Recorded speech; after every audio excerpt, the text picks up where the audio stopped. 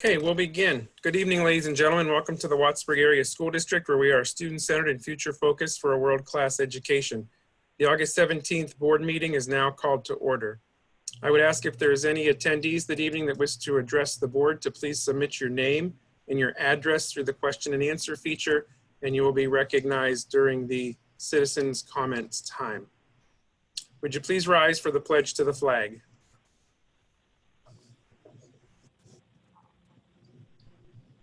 I pledge allegiance to the flag of the United States of America and to the republic for which it stands, one nation, under God, indivisible, with liberty and justice for all. Thank you. May we have a roll call, please, Madam Secretary? Mr. Blazer. Present. Mrs. Farrell. Present. Mr. Mattson. Here. Mr. Paris. Here. Mrs. Pakevich. Here. Mrs. Pound. Here. Mr. Pushchek. Here. Dr. Pushchek. Here. Thank you. I'll entertain a motion to approve the agenda and the addendum. Josh, so moved.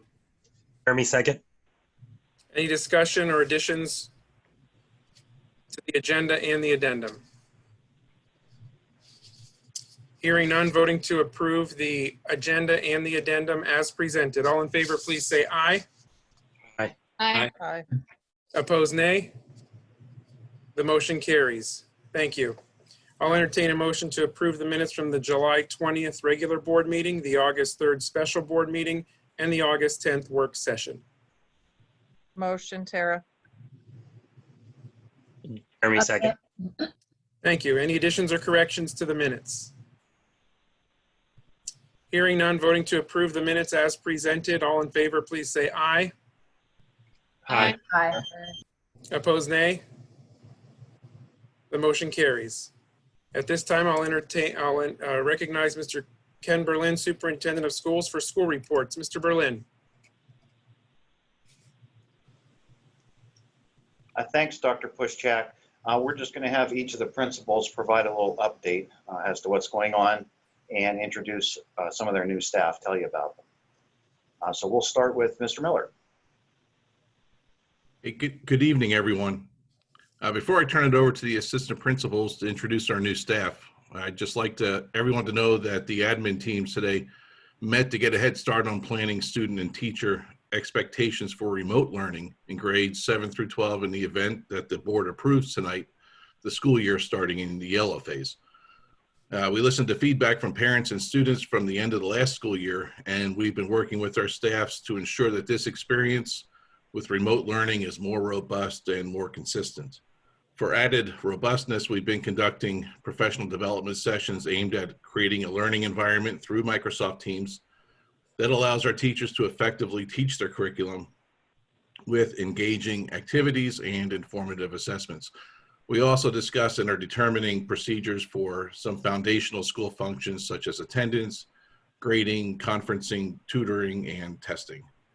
For added consistency, our admin teams have been consulting with teachers and the school level technology integrators to create a platform within Teams that is constant across grades 7 through 12. That way, when a student or a parent opens the Teams app, they'll easily be able to navigate their way through the assignments and activities for each class. We've advertised a more academic and normalized environment for our students in remote learning, and we plan to deliver that. So now I'd like to turn it over to Mr. Englert for a brief review of Seneca's incoming staff. Thank you, Mr. Miller. So at the high school, we're going to have 4 new teachers joining us. The first is Colonel Eric Moses. Colonel Moses will be joining Ray Oshop in instructing the Air Force JROTC program. He's spent the last 14 years in the Air Force. He's been stationed everywhere from Hawaii, Qatar, Japan. He's been in Europe. So he's had a pretty distinguished military career. And if you bump into him, I'd encourage you to talk to him. He's a pretty interesting guy. In 9th grade English, we have Justine Brink, who will be taking over that classroom. She spent the last 4 years teaching 8th grade literature at St. Luke's. And prior to that, she spent 6 years in Burlington, North Carolina. In our emotional support classroom, we have Angela Paternini Shaner taking over. She's been working at the Sarah Reed Children's Center since 2006. And for the past 10 years, she's been the director of education at that facility. And then a returning member to the classroom is Steve O'Donnell, who we all know. And if you know Steve O'Donnell at all, you know the energy that he brings to the school board, and I have no doubt that he brings that same energy to the classroom. And so I think it's worth noting that while we have 4 new faces or 3 new faces, 1 returning face to the classroom, the combined experience of these 4 new faculty members is pretty impressive. Combined, they've got more than half a century in their respective fields. And so while it's 4, new teachers, they're not actually new educators. And so I think it's, again, worth noting the experience that they're bringing to the table. So I really do think we should be excited about the 4 of them. And with that, I'll turn it over to Krista to talk about the new middle school staff. Hi, everybody. I just want to take a moment to introduce, we will have 2 new teachers at the middle school. Amber Hill is coming to us after the past 7 years. She has taught kindergarten through 2nd grade special education at the R. Benjamin Wiley Charter School. We're super excited to have her in our 5 to 8 learning support classrooms. She's going to be focusing on math this year.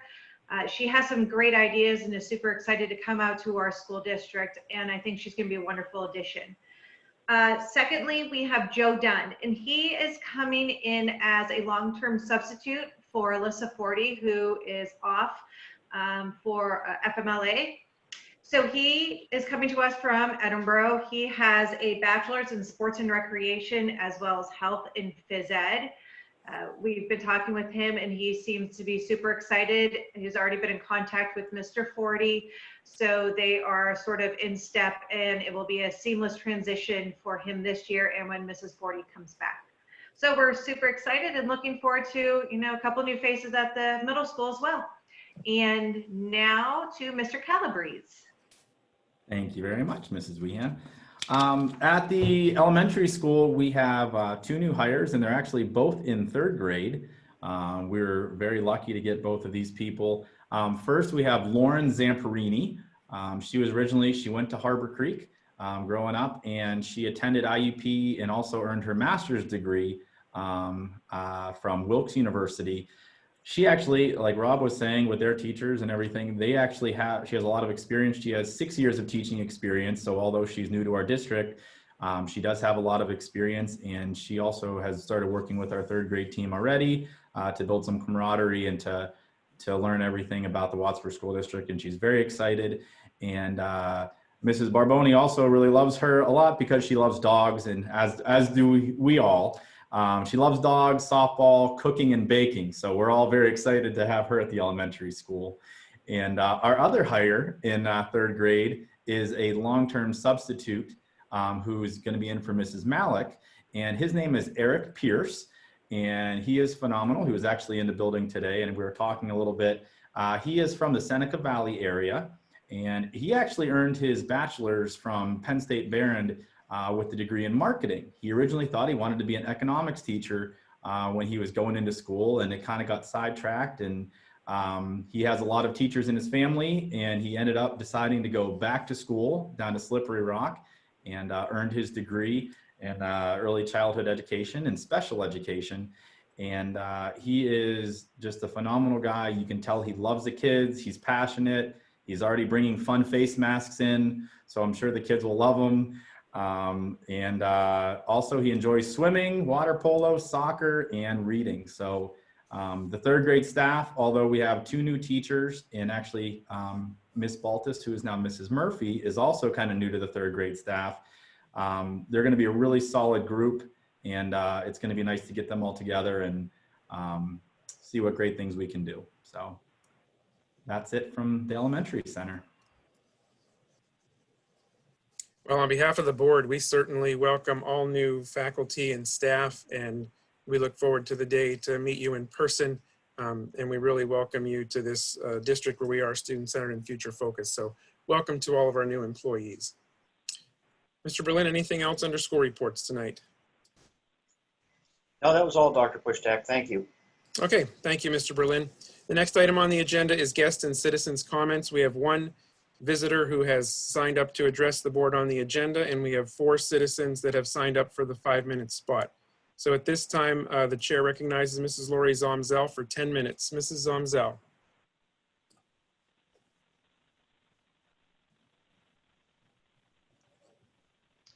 Can you hear me? Yes. So just want to address the ongoing unrest and dissatisfaction that's going on in the community. It's so disheartening and discouraging. The students, the parents, the teachers, and the community deserve so much better than this. Specifically, talking about the board appointment that is going to be voted on tonight. It was clearly outlined. I wasn't even aware of this until recently, but I listened to the July 20th board meeting, and it was clearly outlined by the president what the procedure should be to fill an interim board position. In his own words, said it needed to be done in public view. Instead, it feels to us out here as though everything was done to keep the public from being able to contribute or even be aware. And I think that is the crux here. Clearly, it wasn't an emergency because here we are at the regular board meeting, just as the president said it should happen, where it would be discussed at the work session in public view, and then it would be voted on at the board meeting. Excuse me, Mrs. Zomzel, you've mentioned this, A Mrs. special meeting Zomzel. was called. Pardon me, Mrs. Zomzel, you've mentioned. Excuse me, I'm sorry, this is my 10 Unless you have minutes. something So new to add, I I would would suggest like you to move on to the ask next topic, please. board where some of you lost sight of the fact that you were elected to represent the community and not lord over it. So I also want to point out that I believe there's a procedural problem here. This board took a vote at that special meeting, and it's not. A recorded board vote is legally binding action, and you don't just erase a vote or a meeting. There needs to be a public explanation, and there wasn't one. The only person who got an explanation was me, because Andy Pushchak sent me a letter recognizing my objection to the fact that only 100 people were able to get in the meeting. Wasn't made public. Nobody knew. I paused, waited several days to give this leadership the chance to let the public know that those 2 topics were going to be brought up again. It never was on the website or the Facebook page. Again, I feel like deliberately keeping things covered. So a recorded board vote is legally binding, so I'm not sure how it's just erased. And if the meeting did break the Sunshine Act and didn't meet the standard of an open meeting, then I'd like to have that stated for the record and say that that is what's happening now, that the mistake is being corrected. There are definitely rules to follow to revisit a board vote. And so I would just like to have this explained, how this happened and how we've come to this place where the board made a vote and yet it's back on the agenda for a work session and a board meeting. And I will give you back my time. I have said what I wanted to say. Thank you, Mrs. Zomzel. And we will have an explanation of the 2 items under legal advisement when we get to that point. The next citizen that has signed up to address the board is Jody Gray. Ms. Gray, before you speak, I might ask that you please do not direct any questions to board members individually as you did last time, as that's a violation of Board Policy 903. All statements should be directed towards the board as a whole and the presiding officer. So now Mrs. Gray is recognized for 5 minutes.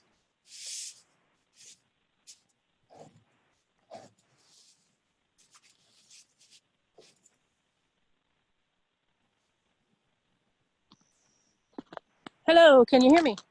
Yes, welcome, Mrs. Gray. Hi, thank you.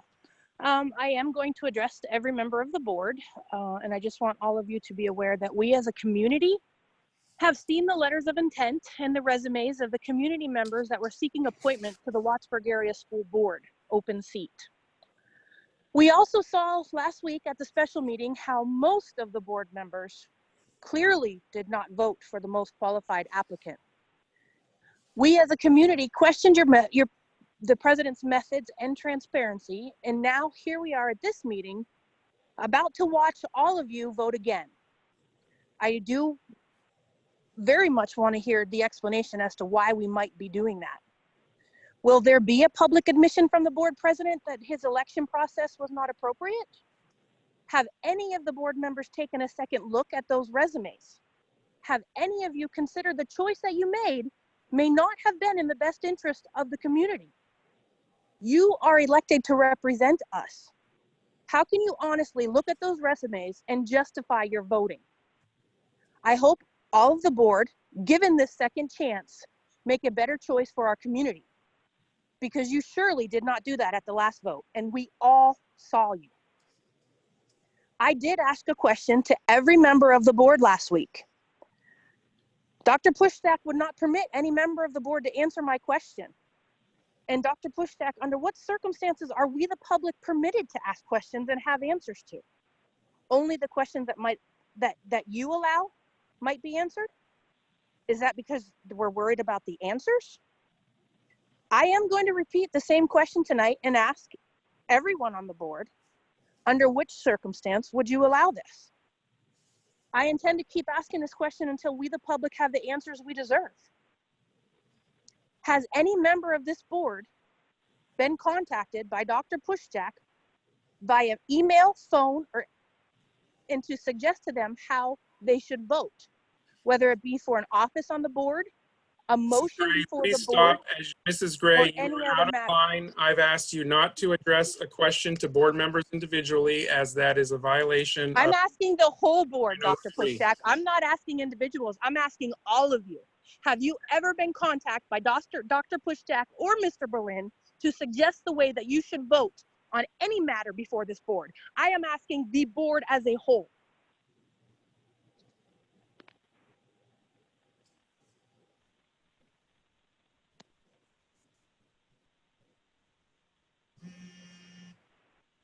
Any further comments, Mrs. Gray? No, I'm asking the whole board, not any individual. I'm asking everyone on the board.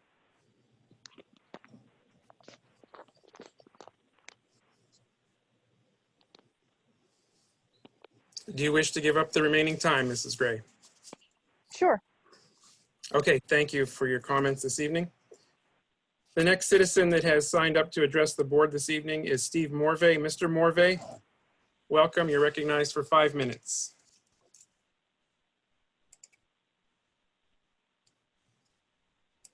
Hold on one second. Can everyone hear me now? Yes, Mr. Morvay, welcome.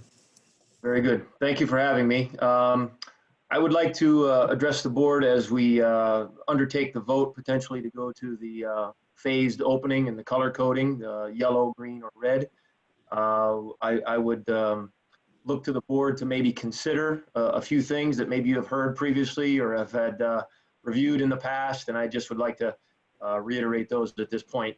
Understanding that we're using the governor's dashboard as kind of the basis of the phased opening and looking at the incident rate and the positive test rate as kind of the major two factors.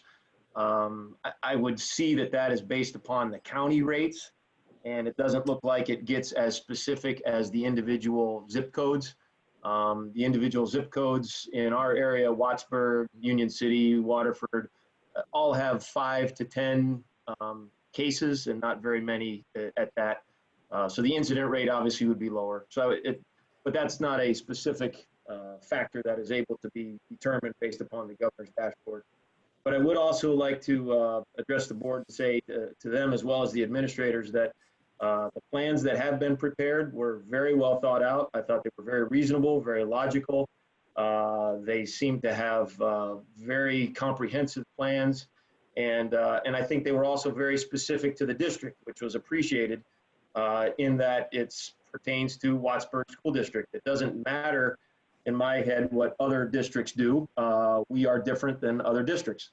And therefore, I don't think we need to have blanket plans or have the governor come and tell us what we were supposed to do. I appreciate the independent and critical thinking that was done. by the board and by the administrators who put those plans together. I see those guidance from the state, using it as guidance, not as a mandate. And you folks have done that pretty well. So I see that as a pathway to manage the situation versus trying to rectify a situation. Again, I don't think we can achieve 100% avoidance, but again, manage the process. And I think that managing the process would allow us to open in the green phase. That's what I would contend, that the plans are in place, that would be doable. And that would be the best interest for the district and the school, as well as then for the students, because the students, as you're all aware of, they're missing out. And I may be repeating things that you have heard in the past, but social interaction, group interaction, problem solving in teams, learning hands-on, all those things are very critical to kids to learn as they go, as well as the whole experience of school is not just knowledge and facts. And I think that's important as well, and it needs to be considered. And we don't want to lose these kids. I mean, unfortunately, the spring was kind of lost. We don't want to lose a fall as well and continue on. And my fear is that these the matrix or the metrics won't change in 9 weeks, that we're going to be losing another 9 weeks and another 9 weeks, and the whole year may go away. So I think it's a matter of sticking with a plan, and in my head, the green plan is doable and workable. Given how kids are resilient, kids don't seem to transmit the viruses. They don't get sick as badly as other demographics do. And it certainly seems like it's a possibility for us to do that. As well as then parents and teachers and the struggles that they may have, whether it's a work situation or not being trained at home or training as home, as well as teachers do to help kids out, as well as our variable to poor internet situation that we have. And I know the teachers want to teach, and I think the teachers would have confidence in the plans. And I think that they can follow those plans, because I know public sector workers have done this for many, many months now. And I think teachers can have confidence in the plans that they will be safe given the PPE and whatnot that is available and the plans that are in place. So again, I would ask the board to be aware, and they are aware of the situation, and not to make the decision lightly on how we go forward, and but be able to manage the situation as best we can in the green. And appreciate your time. Thank you very much, Mr. Morvay. We may have some more information to share with you later in the meeting, so stay tuned. Thank you. Thank you, Mr. Morvay. The next citizen is Danielle Staborski. Ms. Staborski, you're recognized for 5 minutes. Welcome. Hi, thank you. Can you hear me? We can, yes, welcome. Excellent, thank you. I would like to open by stating how much I truly appreciate, as a new participant, both the professionalism and preparedness of the majority of this board. I'm definitely a newer member of also to the community, but as a parent, but I do appreciate your dedication to keeping our community safe in these unprecedented times. And I truly appreciate and understand the challenges of relaying information in a safe and effective manner. So as a parent of an incoming student, I really appreciate that, and also as a community member. So yeah, continuing on, as a mother of a new kindergartner, I am apprehensive but encouraged by your handling of the reopening plan. Personally, I'm incredibly fortunate that I am able to work from home full time and have assistance if needed. But the flexibility of choosing the timing for cyber is appreciated. And it doesn't go unnoticed that there's clearly a lot of thought that has gone into preparing for this school year and ensuring that no children fall through the cracks. So I appreciate the other comments of citizens of our community and the thoughtfulness. So just know that that is very, very much appreciated. On a separate note, at the last work session, the snow removal contract was discussed. I do work in the insurance field. I manage large commercial accounts. So I would just like to say that if there have been no service complaints or safety concerns with our current contractor, I strongly agree with maintaining the current contract. There are a lot of risks and hazards that come with having to begin a relationship with an unproven contractor. So if all sides are happy and in agreement, I am I'm strongly in favor of continuing that relationship. And then just as a last note, I would like to say a word of support for Nicole Lee. I was a bit disappointed and saddened to hear members of my community essentially refer to her as just a secretary at the IU. As you look at her resume and read the detail, it does show that her job duties were quite expansive at the IU, and they continue to be even more so as she develops as a professional. In her time communicating and working with this board, I think that she dove head on into it, and she's been a very vocal and active community member. And she was actually really instrumental in me beginning to participate as well. She was very encouraging. I myself do have extensive experience working for a number of local nonprofits. I do currently serve on the board of my son's preschool. And I would just like to say that I believe that diversity of opinion on a board should be seen as a strength. I do greatly appreciate the talent and knowledge that comes from extensive experience in the educational field. But when it comes down to it, we can't all have a PhD in education.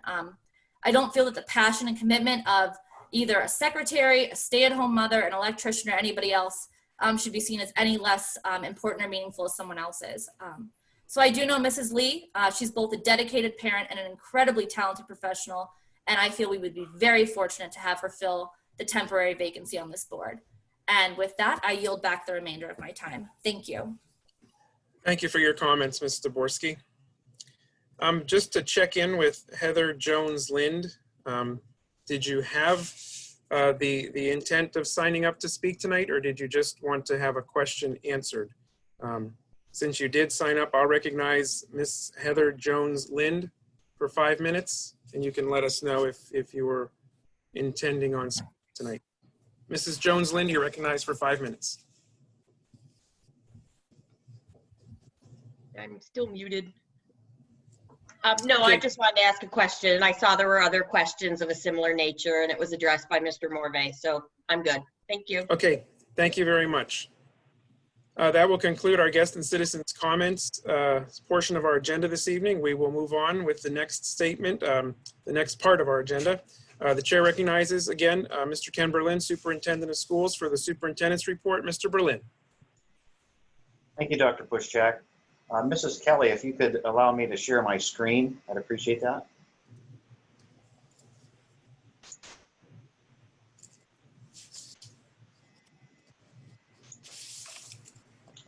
Okay, is that PowerPoint slide showing? It is, yes. Okay, good. So if you were at the meeting last week, this will look familiar to you. But I just wanted to remind everybody what the guidance was that was released from the governor and the health department and the Department of Education last Monday, because there's been an update today. So I want to go through what we talked about last week, just refresh memories and bring everybody up to speed that might be new to the meeting tonight. And then we'll move into the new material. So last week, guidance was released, and it dealt with this COVID dashboard, which Mr. Morvay really explained well. And it's based off of a national data collection on cases in zip codes. So that metric was introduced. There's a couple definitions that you need to know. Depending on what mode or the level of transmission in a community, low, middle, and high, the plan or the guidance calls for full in-person instruction, blended or hybrid, where you reduce numbers of kids coming to school to allow for more social distancing, and then fully remote is any model which all students are engaged remotely. So that'll make more sense in a second here when I show you this chart. We looked at this last week again.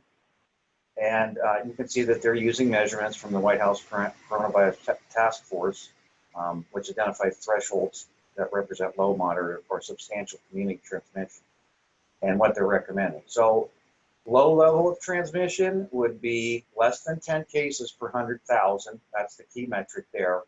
And the percent positivity would have to be less than 5%. And they're saying that you could do full in-person instruction at that point, for a blended learning model. They're recommending. It's not required, it's a recommendation. The moderate would be between 10 and 100 cases, and the positivity rate would be between 5 and less than 10%. And that would call for blended learning. And I tried to match this up with the plans that we've already had approved by the board and submitted to the state. We feel they're pretty good plans. So if we're going to go down this road using these metrics to guide our decisions, I wanted to make sure we understood where that came from. And then if you have substantial spread, you've got more than 100 cases per 100,000, and you've got greater than or equal to 10%. And they're saying that's the red phase, full remote learning. All right, so that's just a recap. All right, and this was released last Monday. This is what the dashboard looks like if you click on Erie County, and you can see those two key metrics.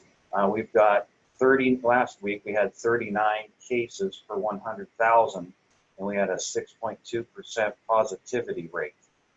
And of course, those push us into the recommended hybrid model. So moderate, blended, yellow learning pathway would be the recommendation from the governor, Department of Health, and the Department of Ed. So this is what was posted this week. This is the latest 7-day look back period. And again, those two key metrics were between 10 and 100 cases, and we're still over 5% positivity. So again, that would suggest the same thing. Those are probably within the margin of error. So essentially not much change from last week to this week. So some residents, some very thoughtful residents have contacted me and suggested, hey, let's look at the local zip code numbers. So I did that today. In fact, just so you know where this comes from, I'll share another screen.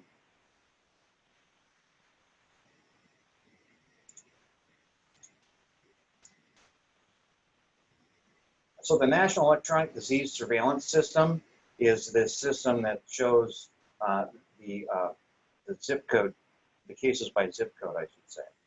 All right, so that's where this comes from. And I can leave links in the document if you'd like to take a look at it later. But, well, I can show you here. Let me share another screen.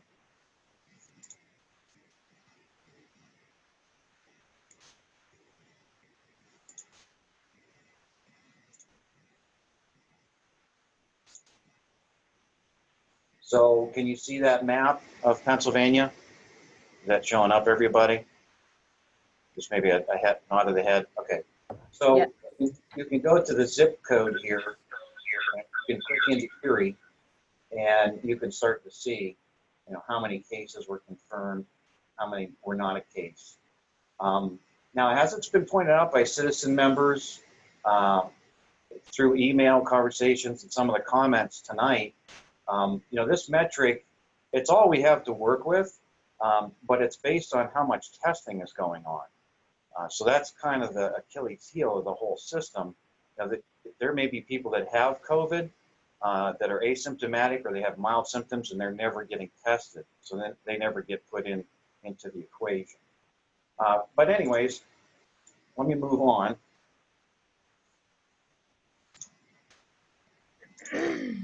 Back to my PowerPoint.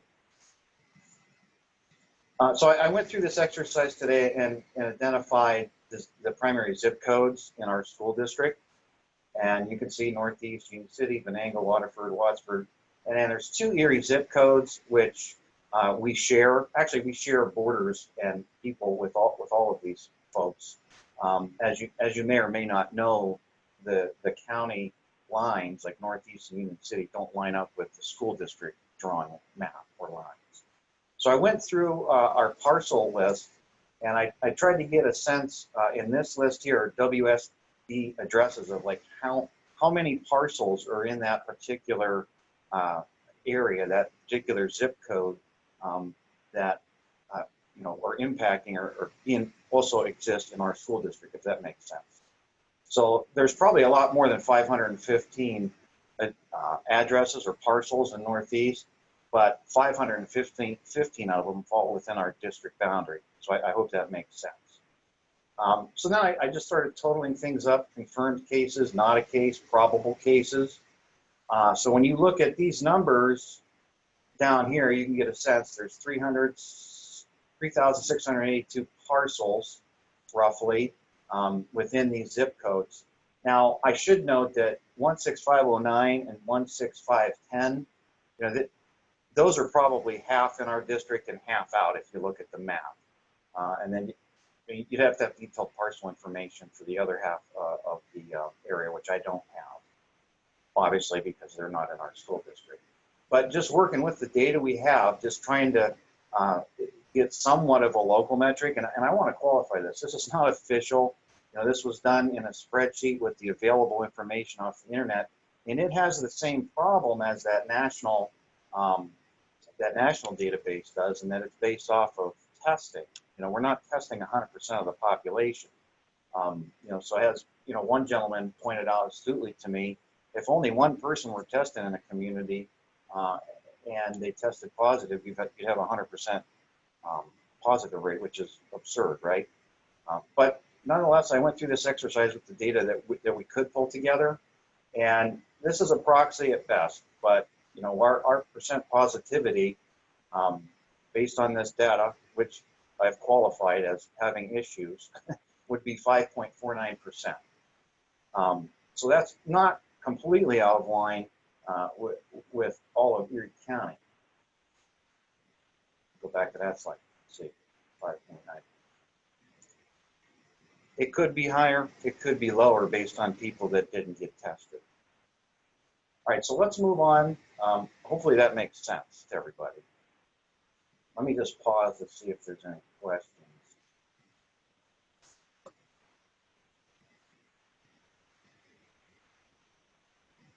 Okay, no questions right now. Okay, so I'm going to go on to the next slide, to new guidance that was released from the Governor's Office, Department of Health, and Department of Ed today. So the guidance for masks has been, I guess I would say, tightened up in a nutshell. So under what circumstances are students permitted to remove their face coverings? When they're eating and drinking, when spaced 6 feet apart, and we know we can achieve that for sure on our yellow plan. When wearing a face covering creates an unsafe condition in which to operate equipment or execute a task. And then this last one, though, is a big clarifier.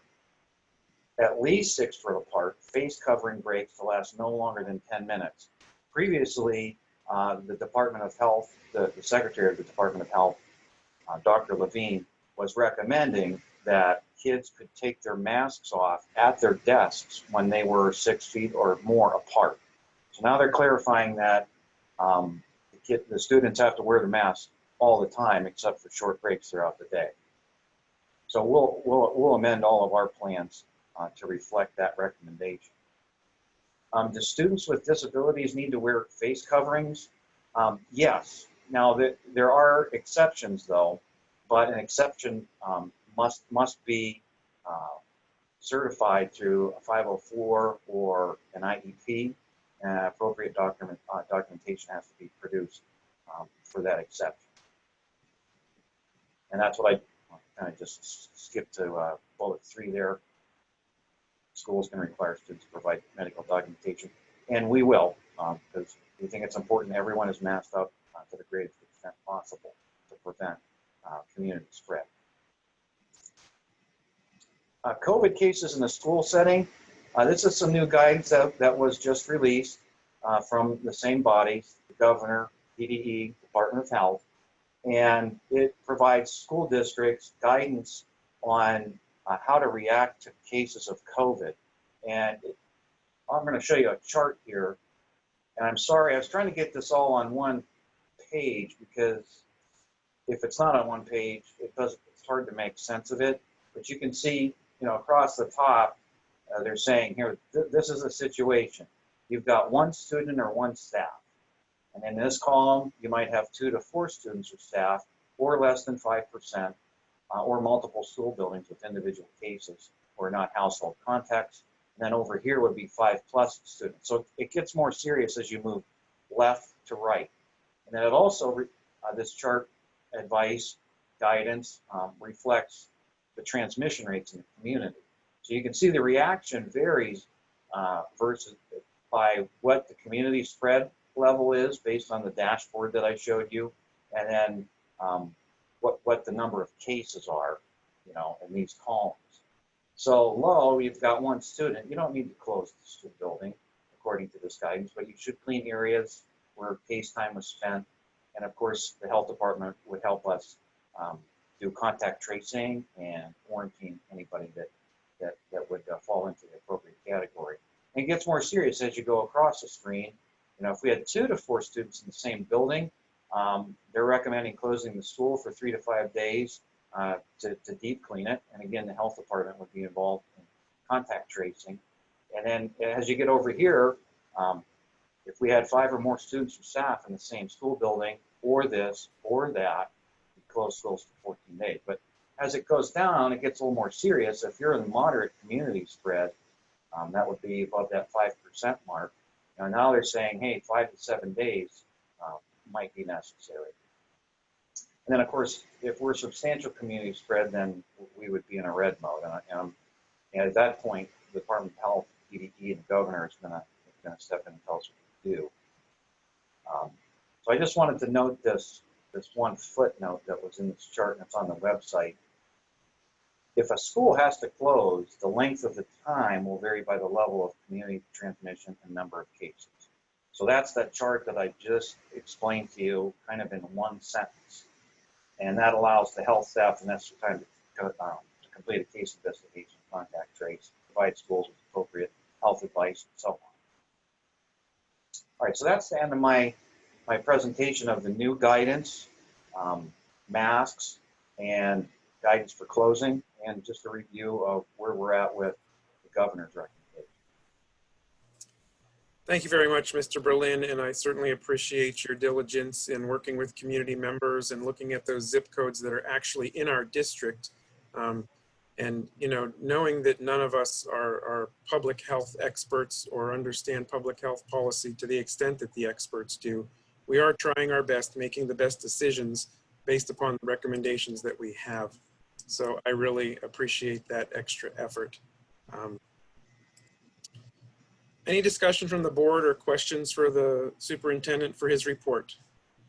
I do have a question, Mr. President. Yes, Mr. Blazer. So, Mr. Berlin, thanks for your work. I echo what Andy just said. It's a lot of digging in and hard to interpret sometimes, that data. As far as that chart that showed the recommendations on schools closing for a period of time. So at this point in time, based on our numbers, we do have moderate community county-wide spread, which is what it said. And so if there were if we're in the yellow phase, I know we have to vote on that yet, but let's just use that as an example. And 2 children in 5th, 6th grade came down with COVID or were diagnosed with COVID, or a student and staff, I guess, 2 or 4 is what it said. Does that mean that just that building needs to close for the 5 to 7 days, meaning the elementary building could remain open with K-2 and the high school could remain open with 3rd and 4th? Or does that mean that district needs to close down for 5 to 7 days?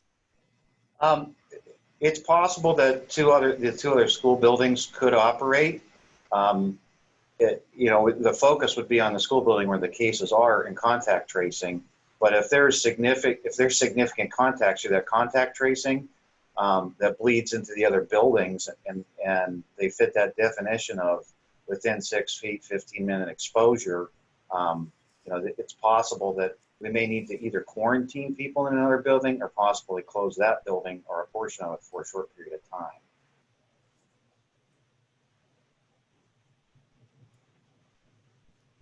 Any other question from the board? Further discussion? Andy, this is Tara. I have a couple things. Yes, Mrs. Pound. All right, thank you. So I don't know about the rest of you on the board and probably a lot of parents too, but this topic has actually been weighing a lot on my mind lately for a while. And I've been trying to research, talk to friends, family members, watching the news, and really trying to think about everything, including all the parents of young kids, those folks that have to work in the office and they're actually not at home with their kiddos. The list goes on. We can all have an example. But I'm really concerned about the mental well-being of the kids and really the parents too. And this is really not easy for anybody. And me personally, I just want the community to know that this is not an easy decision at all. And we're not taking it lightly. There's no right answer, and we're trying to do what's best for the students and the teachers and really everybody involved.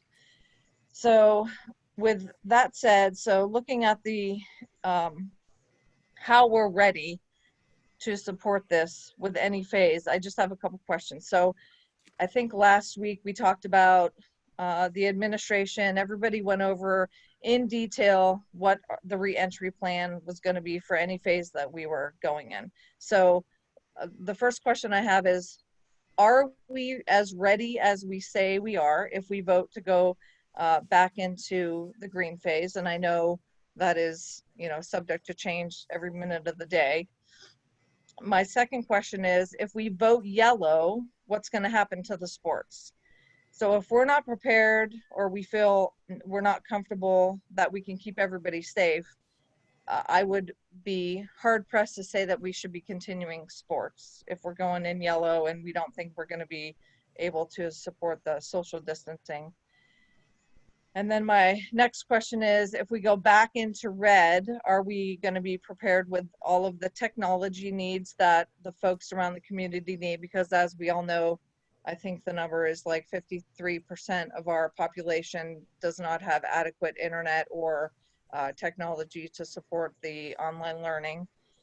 And my last question is, how many people actually signed up for cyber already? I don't know if we saw that number. And that's all I have for that one. Okay, Mrs. Pound, you might have to prompt me through your questions. Okay, that's fine. So first one was going over our reentry plan. Are we as ready as we say we are? If we go back into green, are we as ready as we can be to go into the green phase? I would say yes, we're as ready as we can be, with a couple caveats. Most of the personal protective gear has come in. The water filling stations are back ordered. So we're looking at an alternate solution to that when we feel like we have one. But everyone also needs to understand that with everybody back in the buildings, we've done our best to provide 6 feet, or to the extent possible, in spacing of furniture. We've removed extra furniture. But it would be a falsehood to say that kids are going to be perfectly socially distanced all day long in a full return. So, I mean, all I can do is kind of tell you the facts. So this is a tough decision. I've been doing this. I've been in public schools for 28 years. I think this is my 21st year of operating schools. This is my first pandemic. And I just feel like there's no good answers. I feel like we're at a buffet right now of rotten food, and we have to try to pick a healthy meal, something that you can keep down. And it's just a menu of bad choices. Okay, so hopefully that answers your first question. What's the next one? Next one was, so if we actually vote for yellow, what are we going to do with sports? Because if we can't be in green and we don't feel comfortable and prepared that we can support that, and we want people to be safe, should we really be playing sports if we go in yellow? Yeah, and that's a good question, one we've struggled with. The PIAA is very reticent to weigh in on that. They're supposed to make an announcement at the end of the week. So unfortunately, we won't have that knowledge. We have to make a decision tonight, and then we'll see what PIAA does. But we do have 2 separate plans that have been submitted to the Department of Education. We have our safe to return to sports plan and activities, and then we have our return to school plan. And I think it's fair to say that with outdoor sports and practicing small groups of athletes together, with the coaches masks up, that's for an hour and a half, 2 hours. That's a totally different situation than having 25 students in a classroom, for 500 students in a school building.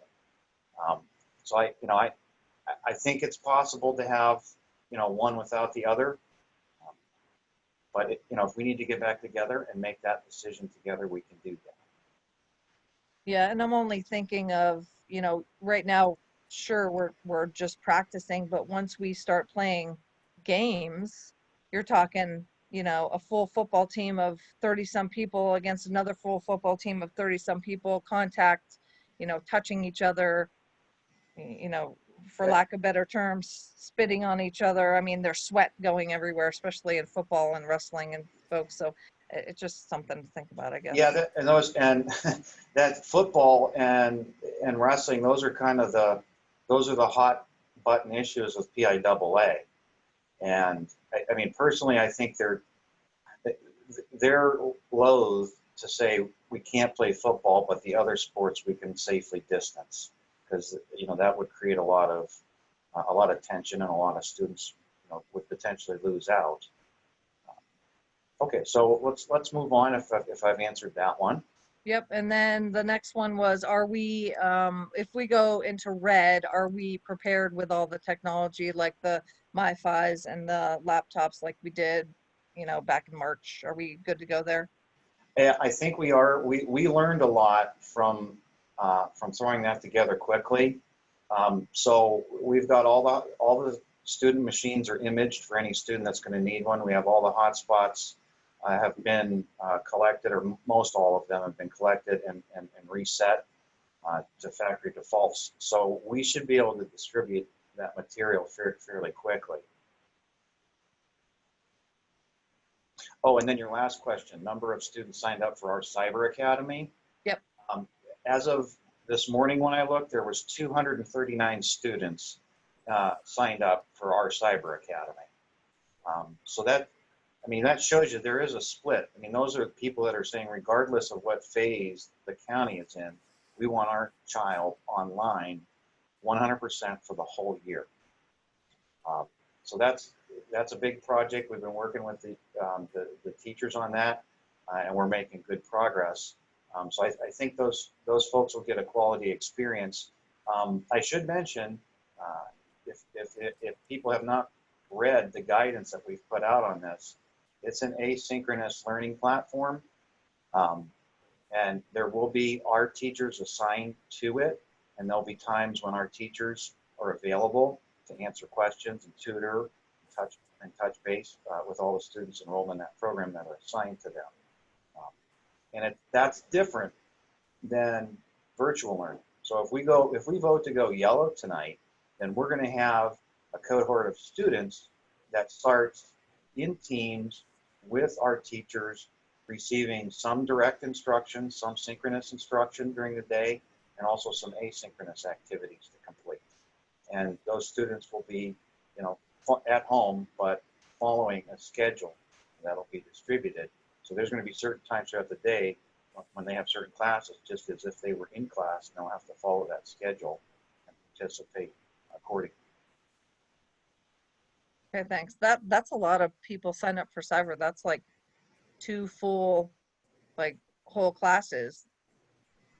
Yes, Yeah. it really is. I mean, we're probably going to have to end up assigning some of our teachers full time to that program, to monitor that program. All right, thank you. That's all I had. Thank you, Mrs. Pound. Any other board members, questions for the superintendent's report? Josh, I have a couple questions. Yes, Mr. Paris. Ken, when we came up with the back to school plan, you based it on following the best available CDC guidelines, correct? Correct. Okay. And those guidelines make the education environment in the schools as safe as possible. Yes, that's the intent. Okay. So we're showing 239 families or students. What percentage of the population does that represent? About 20%? Let me just check our enrollment here real quick.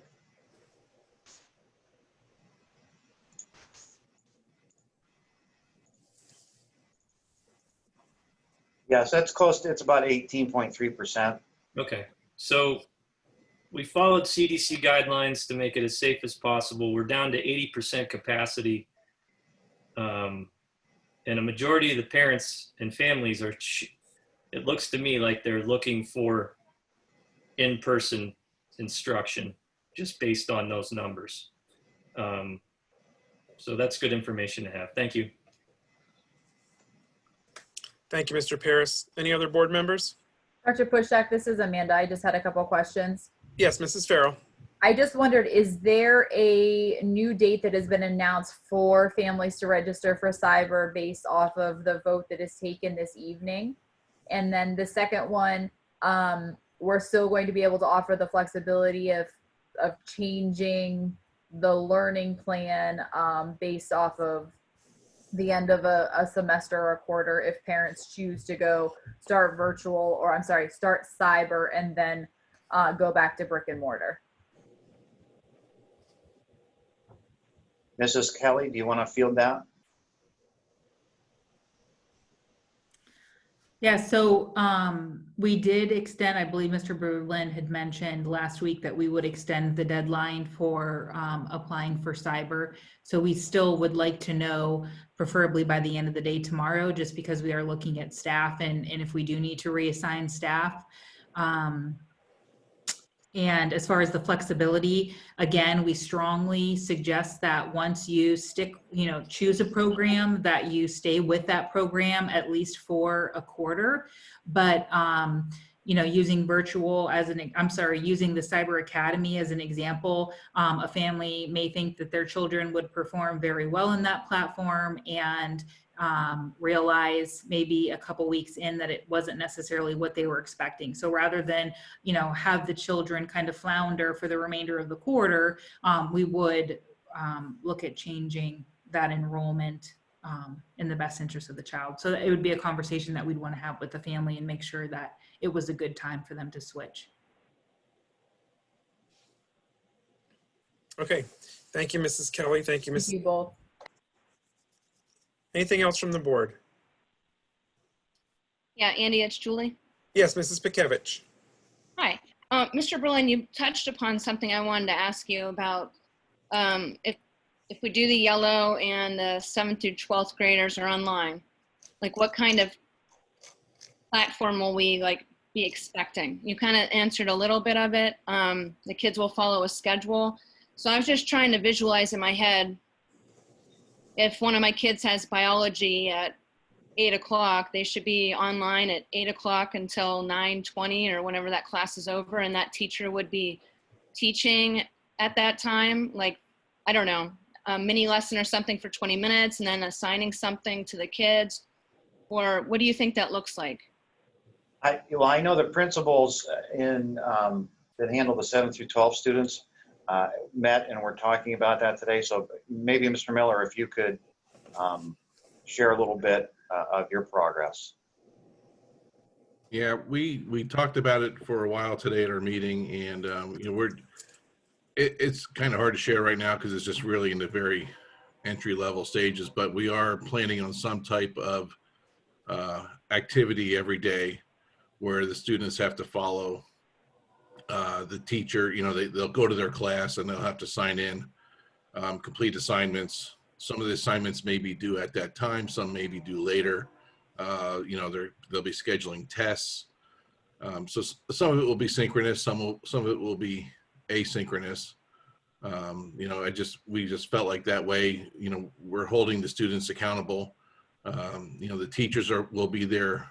The teachers will follow their class schedule so that if a student needs to talk to a teacher, the teacher will be available, hopefully with a good enough internet connection to meet with them via Microsoft Teams. So, that's the plan for now. I'm sorry, we don't have a lot of details, but that's where we're at right now. Okay, thank you. And I also just want to mention, this is a really hard decision because when we decided, hybrid schedule, like most other schools in the country or even in our area, a lot of schools are picking a hybrid schedule based on kids coming to school 2 days a week, which means K to 12, 2 days a week, 3 days they're at home online, which we've talked about, and we realize that's a nightmare for parents who are trying to go to work. So then the good part is K-6 comes to school, and you know, their reading abilities and all things are very much more important at that age. Parents go to work, and then our older kids are online because they can be, which is really difficult, because if we switched it over, everyone would be upset in our community that they don't have childcare for 3 days and so on. So it is a really tough thing to think about. Our hybrid model, has our 7 to 12 kids at home. That means all my kids will be home. So I know we talked about this last week. We brought it up about trying to look at our classrooms that are available after we spread out the younger kids to see if we can get those kids in the school once or twice a week, just so they're touching base. That's one of my biggest concerns, I guess, right there. And also that maybe 9 weeks is too long of a time to reevaluate. I almost feel like we should do the beginning of October, giving us like 4 or 5 weeks instead of 9 weeks. 9 weeks seems like a huge chunk of time to reevaluate whatever we choose. That's all. Thank you, Mrs. Pikevich. Anything else from the board? I appreciate all the board's comments. I appreciate Mr. Berlin's, Mrs. Kelly, the entire administration's work on this. This is under your report, Mr. Berlin, so thank you for your report. And as we've mentioned before, this is not going to be an easy decision, and we're not going to make everybody happy, but we're trying to do the best we can and at least provide information on with which how we are making our decisions. So thank you for your report, Mr. Berlin. Moving on with our agenda, the chair recognizes the business administrator, Mrs. Vicky Bendig, for the business administrator's report. Mrs. Bendig. Thank you, Mr. President. For tonight, I have several reports. The general fund treasurer's report, cash in the bank as of July 31st, 2020, $3,356,552.46. And I have the year-to-date budget to actual report for the 2019-20 school year. As I mentioned at the last regular board meeting in July, that we would have some expenses that were actually for June that would carry over into August until we received the invoices to pay for those items. So, and since there is no ability to make any budgetary transfers for the 2020-21 school year until October, I just have the 2019-20 budget versus actual report for this evening. So if we look at the very first page, I'd like to call your attention to, this is the budget versus actual for revenues. And if you'll notice, again, it's 100% of the fiscal year. We're after the year end, but we're still having money that's coming in that's due from 2019-20 school year. So those numbers have been updated as well. I like to call your attention to the deficit of $202,500.50 under earned income tax. That was a big hit to the school district due to COVID closures and people not working. So our earned income tax earnings is down a little bit to the tune of about 19%. So going on to the next page where it talks about the total amount, or where it shows the total amount of revenue for the year, we are at a deficit of $282,406.42. So a little bit under budget. We did collect 98% of our anticipated revenues for the year. Moving on to the next page, which is instructional expenditures. We just have a couple of categories that have negative amounts, and I have those on the budgetary transfer listed to make recommendations for those amounts. Not a large amounts, but some nonetheless to balance out those functions for instructional and special education and guidance services. Going to the last page of the report, I did wanted to point out where it says report total. We had budgeted amount of $25,605,034.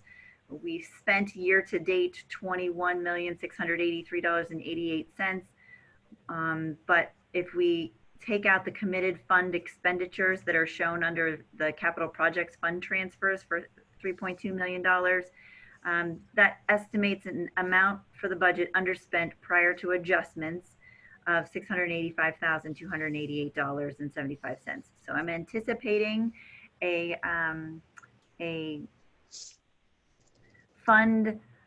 unassigned fund balance deposit for the difference between the underachieved revenues and the underspent expenses at the end of the year, but that will be determined more closely once the auditors have given us their adjusting journal entries. Moving on to the capital projects capital projects treasurer's report. Cash in the capital projects fund as of July 31st, 2020 is $1,800,368.80. Cash for the cafeteria treasurer's report, cash in that account as of July 31st is $191,031.39. I'd also like to go over the cafeteria profit and loss. This is for the period ending July 31st, 2020. So we had no revenue come in this month at all, with the exception of some interest and some catering items that our food service did, some food items that came billed after the fact. So those total revenue for the month is $109.79. And then expenses, we had some chargebacked accruals for salaries that were earned in 2019-20 but paid out in 2021. So those have been charged back to the 19-20 school year. So that's why the salaries and fringe benefits show up as a negative.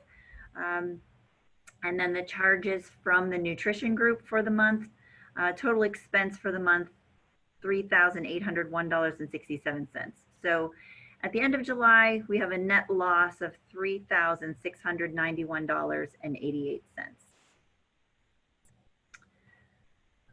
Moving on to the bill lists. Exhibit A1, checks already written. That was checks from the last board meeting through the work session, was totals $1,565.94. And checks written between the work session and this evening, $2,869.89. General fund bills for the month. This is for the entire, for your consideration this evening, $509,797.07. So I apologize for the typo on the agenda. The report has the correct amount. It's $509,979. I'm sorry, $797.07. If you could bring that up right there on that page, $509,797.07. Checks for Exhibit B2 is the cafeteria bills for the month totaling $7,735.31. There are capital project fund bills totaling $731,666.23. That is a draw for Keystone Sports Construction on the athletic field renovations, as well as a payment to the Erie County Technical School totaling $12,715.84, which is our district's portion of the renovation at the tech school proceedings through the architect and engineering that we are responsible for paying for. So That's total $731,666.23. And then Exhibit D is the Seneca High School Activity Fund Report. Total in the activity funds is $62,651.68 as of July 31st, 2020. That is all I have for this evening. Thank you, Mrs. Bendig. I'll entertain a motion to approve the reports, payments, and invoices as presented. Marty, so moved. Josh, Jeremy, second. second. Is there any discussion or questions for the business administrator? Hi, Andy, it's Tara. I have a couple questions. Yes, Mrs. Pound. Just two questions. So Vicki, if we have any COVID losses, doesn't the CARES Act cover all of that? So the CARES Act doesn't cover just general losses. It is my understanding that we have grant fundings that are coming in to help us with the expenses that are upcoming for PPE and other items, which we've applied for and have planned for. But I am not aware of any plan that gives us revenue if we have losses. Okay, thank you. And then the last question is, do we have a cumulative cafeteria loss view at all? So that would have been given last month on the June 30th report. So because this becomes a new fiscal year, that information it was given at last month's report was as what the information was as of June 30th. So Okay. I haven't gone back to look to see if that has changed at all. And if it has, I will certainly present a revised report when I have that information. Okay, thank you. Thank you, Mrs. Pound. Any other questions or discussion on the business administrator's report? Hearing none, voting to approve the reports, payments, and invoices as presented. All in favor, please say aye. Aye. Aye. Aye. Opposed, nay. The motion carries. Mrs. Bendig. I'll ask our school solicitor, Attorney Chris McClure, could you please remind the audience the reasons for LA1 and LA2, which are two items from our special board meeting that are appearing on this evening's agenda under legal advisement. Attorney McClure?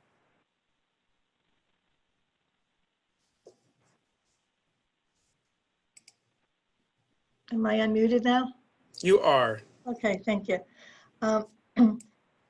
As has been noted earlier in the meeting and some of the public comments, we had our special meeting on August 3rd. And at the close of that meeting, it became apparent that really through no fault of anyone's or no intentional acts, but through inadvertence, the meeting had been capped at 100 people.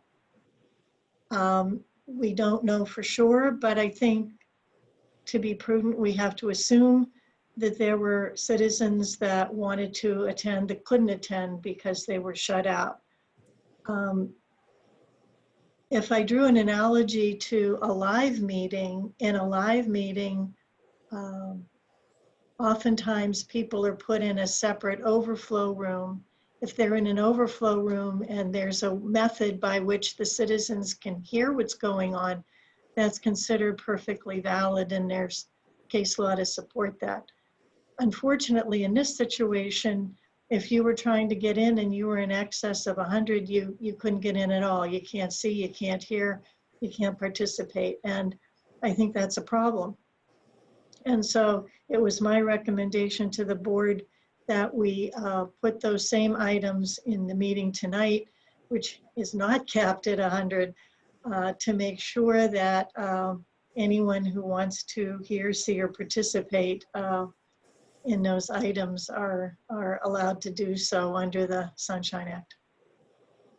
Thank you very much, Attorney McClure. That brings us to legal advisement. LA1, the appointment of a board member for a vacated position. I'll entertain a motion to approve the appointment of Nicole Lee as board member to serve the remaining term of office vacated by Steve O'Donnell effective August 30th. Jeremy, so moved. Is there a second? Marty, second. Thank you. Any discussion? Hey, Andy, this is Tara. I just have a Yes, question. Mrs. Pound. Are we, since this is like I guess a redo, are we allowed to nominate anyone else today? The motion is for Nicole Lee, Mrs. Pound. Okay, thanks. Any further discussion? Hearing none, may we have a roll call, please, Madam Secretary? Mr. Blazer, Yes. Mrs. Farrell, Yes. Mr. Mattson, No. Mr. Paris, Yes. Mrs. Pakevich, Yes. Mrs. Pound, No. Mr. Pushchak, Yes. Dr. Pushchak. Yes, the motion carries. I would like to welcome Mrs. Nicole Lee as a board member to the Wattsburg Area School District Board of School Directors. I will ask that Mrs. Bendig please switch her status from attendee to a panelist so she can be seated.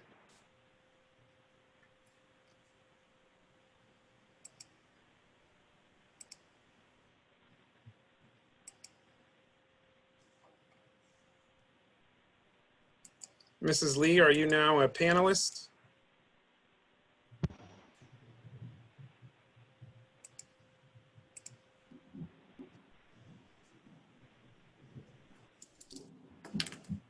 Mrs. Lee, can you hear us as a panelist?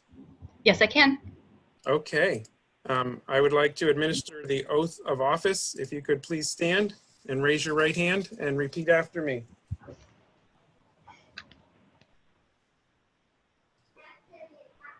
I do solemnly swear I do solemnly swear that I will support, obey, and defend that I will support, obey, and defend the Constitution of the United States the Constitution of the United States and the Constitution of this Commonwealth, and the Constitution of this Commonwealth, and that I will discharge the duties and that I will discharge the duties of my office with fidelity. of my office with fidelity. Congratulations, Mrs. Lee. You're now a member of the board with all rights and privileges afforded thereto. Welcome. Thank you.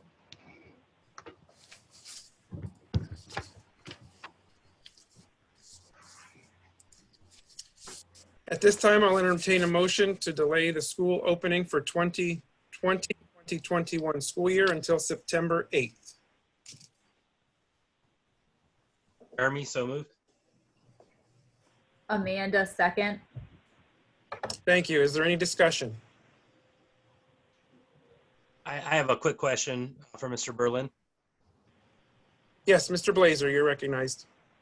So Ken, I know the delay was due to supplies not coming in. I just wanted, I didn't hear if you had an update.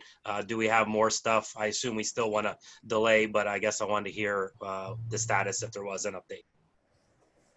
Yeah, no, it's absolutely necessary for us to be ready. We still have equipment arriving.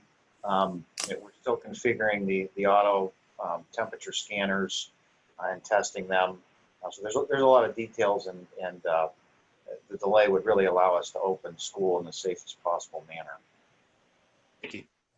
Any further discussion on LA2, the delay of school opening? Andy, this is Tara. I just want a clarification. So when I asked the question on are we ready, we said, yes, we are, but we really aren't because of all of the equipment that needs to come in.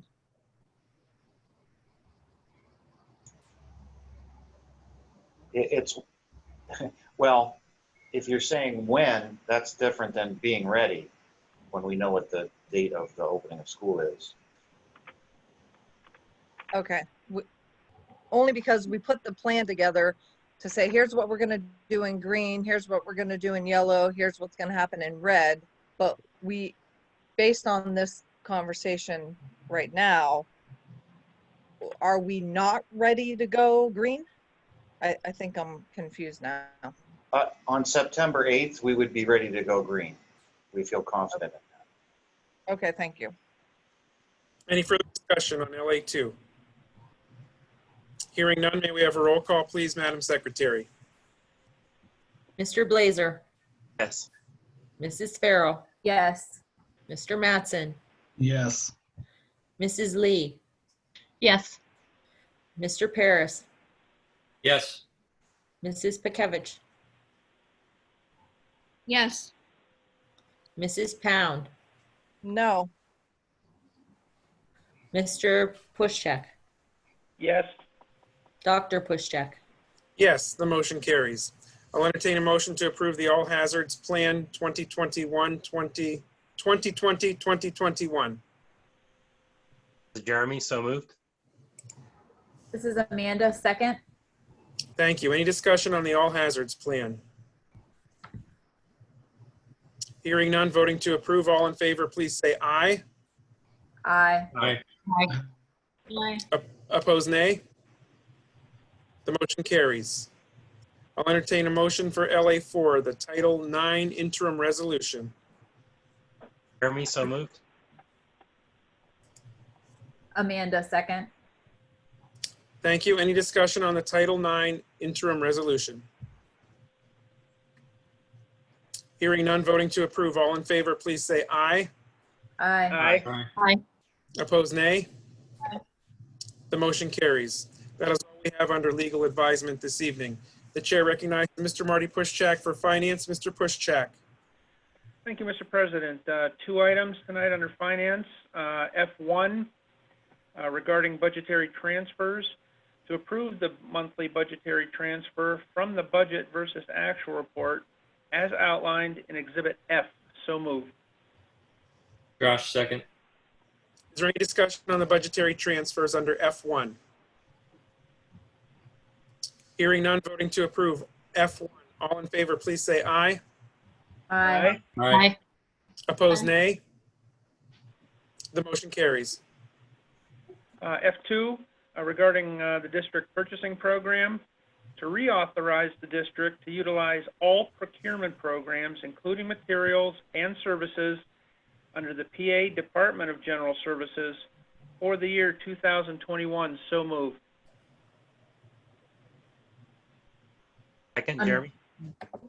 Thank you. Any discussion on F2, the purchasing program? Hearing none, voting to approve F2 purchasing program. All in favor, please say aye. Aye. Aye. Opposed, nay. The motion carries. Anything else, Mr. Pushchak? That is all for tonight. Thank you. Thank you. The chair recognizes Mr. Josh Paris for Buildings and Grounds. Mr. Paris. Thank you, Mr. President. Two items. B1, the YMCA Child Care Agreement. So moved. Second, Jeremy. Thank you. Any discussion on the YMCA Child Care Agreement? Hearing none, voting to approve B1 YMCA Child Care Agreement. All in favor, please say aye. Aye. Aye. Opposed, nay. The motion carries. And B2, the snow removal agreement. So moved. Nicole, second. Any discussion on the snow removal agreement, B2? Hearing none, voting to approve B2 snow removal agreement. All in favor, please say aye. Aye. Aye. Aye. Opposed, nay. The motion carries. Thank you, Mr. Harris. Thank you. The chair recognizes Mr. Jeremy Blazer for personnel. Mr. Blazer. Thank you, Mr. President. We have a couple items.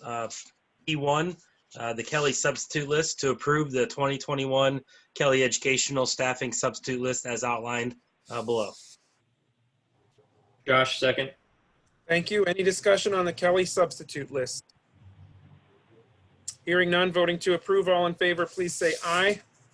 Aye. Opposed, nay. The motion carries. E2, to service personnel substitute list to approve the service personnel substitute list for the 2021 school year as outlined below. Josh, second. Thank you. Any discussion on the service personnel substitute list? Hearing none, voting to approve P2 service personnel substitute list. All in favor, please say aye. Aye. Aye. Opposed, nay. The motion carries. P3, resignation, the motion to approve the resignation for the purpose of retirement of Robert David Hammer, life skills teacher, effective September 1st, 2020. Amanda, second. Any discussion under the resignation? We certainly thank Mr. Hammer for his service to the district and wish him well in retirement. Voting to approve P3, resignation for the purpose of retirement. All in favor, please say aye. Aye. Aye. Aye. Opposed, nay. The motion carries. P4, the motion to approve the following appointments for the 2021 school year. Lauren Zapparini as elementary teacher at Masters Step 1. Justine Brink as high school English language arts teacher at Masters Step 3. Amber Hill as middle school special education teacher at Masters Step 6. Angela Shaner as high school special education emotional support teacher at Masters plus 30 Step 7. Joseph Dunn as WAM's long-term substitute physical education teacher at Bachelor Step 1, anticipated through November 9th, 2020. And Eric Pierce as Wattsburg Elementary Center long-term substitute elementary teacher at Bachelor Step 1, anticipated through June 14th, 2021. That was in the form of a motion. Is there a second? Marty, second. Thank you. Any discussion on the appointments under P4? Again, most of these folks were mentioned by our principals tonight, and we certainly welcome them to the district. Approve P4 appointments. All in favor, please say aye. Aye. Aye. Opposed, nay. The motion carries. P5, motion to approve the tuition reimbursement as outlined in Exhibit I. Second, Julie. Thank you. Any discussion on the tuition reimbursement? Hearing none, voting to approve P5. All in favor, please say aye. Aye. Aye. Opposed, nay. Motion carries. And on the addendum, personnel P6, WEA memorandum of agreement, the motion to delegate authority to the superintendent to negotiate a MOA regarding cyber school instruction on terms and conditions satisfactory to the superintendent, subject to ratification by this board, and including a stipend not to exceed $5,760. Josh, second. Thank you. Mr. Berlin, could you just do a brief explanation of the WEA memorandum of agreement, please? Yeah, we're working on an agreement so that if we have teachers that are fully booked during the school day with their classes, that they can be awarded a stipend to take on additional cyber teaching duties outside of the workday. Thank you, Mr. Berlin. Any discussion or questions from the board regarding the one personnel item on the addendum? Hearing none, voting to approve P6 WEA memorandum of agreement on the addendum. All in favor, please say aye. Aye. Opposed, nay. Aye. Motion carries. That's all we have under personnel today, Mr. President. Thank you, Mr. Blazer. The chair recognizes Mrs. Amanda Farrell for policy. Mrs. Farrell. Thank you, Mr. President. 3 items, the first being PL1, to approve the first reading of policy 338, sabbatical leave as outlined in Exhibit J. So moved. Marty, second. Thank you. Any discussion on the policy first reading for 338? Hearing none, voting to approve PL1 policies first reading. All in favor, please say aye. Aye. Aye. Opposed, nay. Motion carries. Next item is PL2, to waive the presentation first reading of policy 221.1, dress grooming supplement. So moved. Second, Jeremy. Thank you. Any discussion on PL2, waiving the first presentation reading of policy 221.1? Josh, I have a question. Yes, Mr. Paris. This is not normal procedure, so could we just get an explanation, please? Sure. Mr. Berlin, please. Yeah, so this policy, and maybe Mrs. Kelly, could you open up Exhibit K?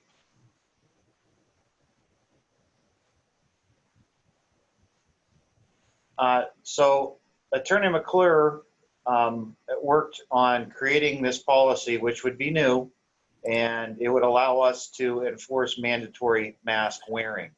Normally, we have to have a reading done 2 times before a policy can be adopted. We would like to ask the board to waive that particular motion, I guess, or procedure so that we can get this in place before school starts and get it into our handbooks and inform students and parents that you must wear a mask if you want to come to school. Thank you, Mr. Berlin. Any further discussion or questions regarding waiving the first reading? Hearing none, voting to waive the first reading under PL2. All in favor, please say aye. Aye. Aye. Opposed, nay.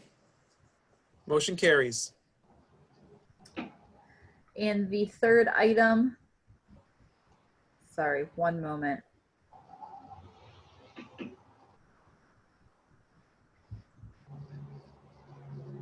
PL3, to adopt the policy 221.1 dress grooming supplement as outlined in Exhibit K.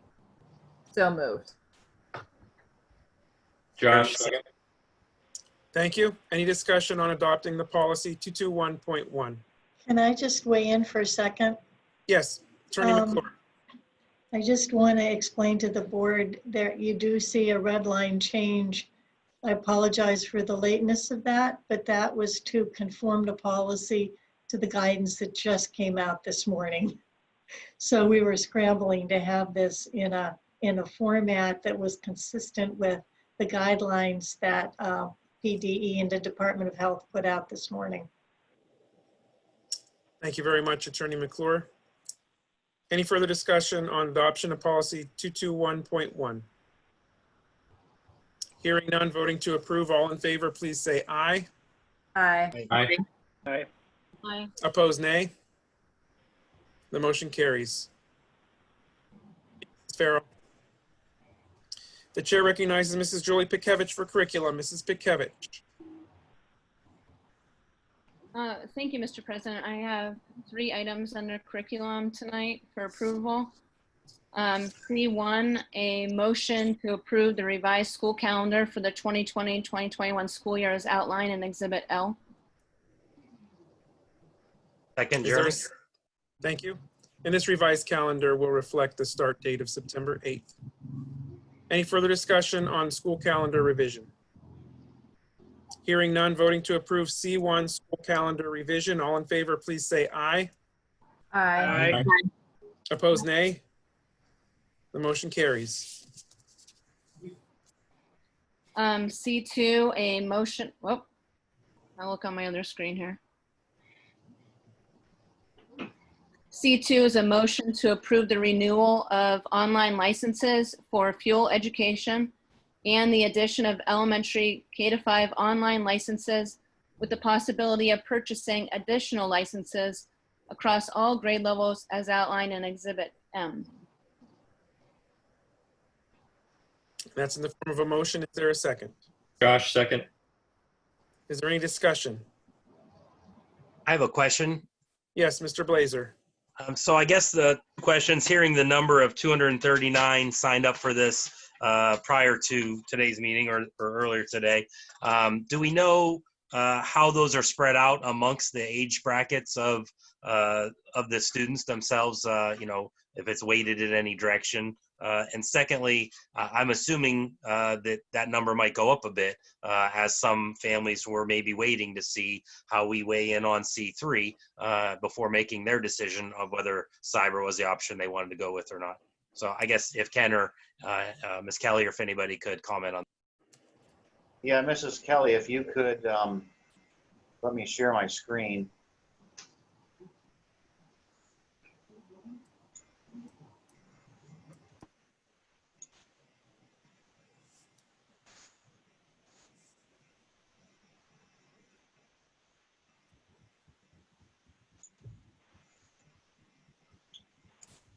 Okay.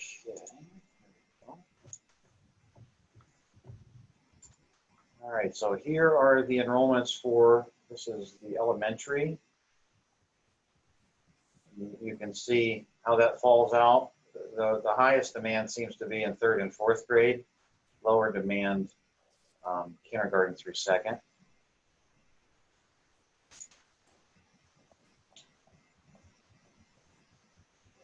Lost that one.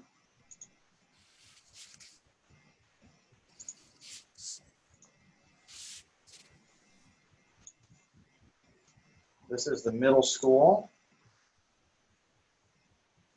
And you can see how that breaks out.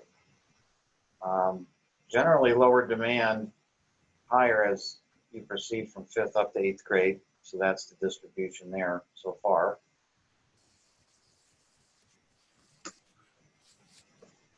And show you the high school.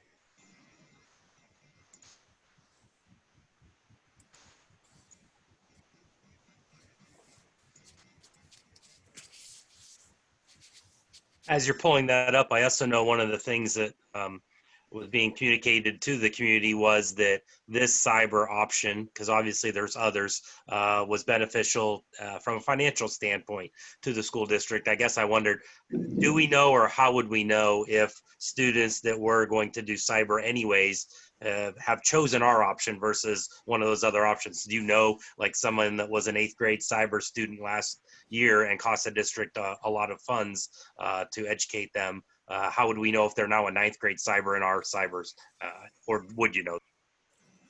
We haven't dug into the data that deep. I mean, our plan, we've been dealing directly with the parents that are enrolled in the school district right now. But we do want to take this program and offer it to the students that are in a private cyber, and see if we can get them back on our rolls. Because regular ed student goes to Agora or PA Cyber, and I've said this many times, it costs $14,000. It costs us taxpayers $14,000. If it's a special ed student, goes to PA Cyber or Agora, it costs us $22,000.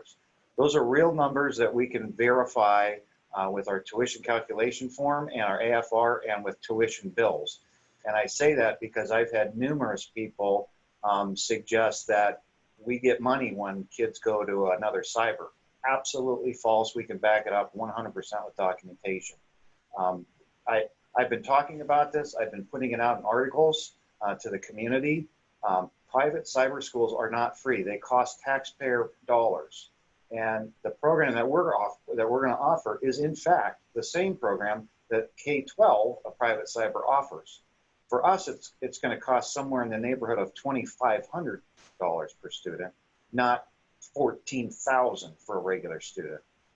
So I can put those numbers out there so you can see, why we felt it was important to do this.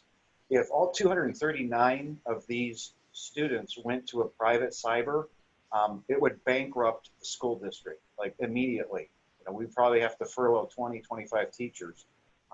We're able to offer this year because we've got CARES grant money that's subsidizing a lot of this to get it started.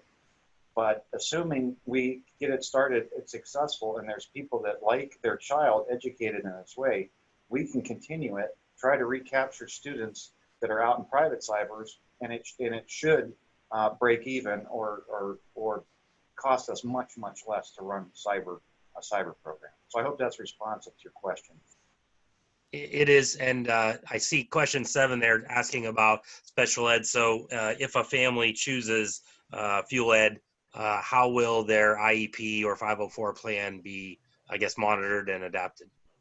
So that'll be case by case, and the IEP team will deal with each individual family to make appropriate arrangements for that child to receive the special services that their IEP calls for. And that could be a mixture of online assistance, maybe some in-person assistance, or a combination of the both. Thank you. Thank you, Mr. Berlin. Any discussion regarding C2 fuel education online courses? Hearing none, voting to approve C2. All in favor, please say aye. Aye.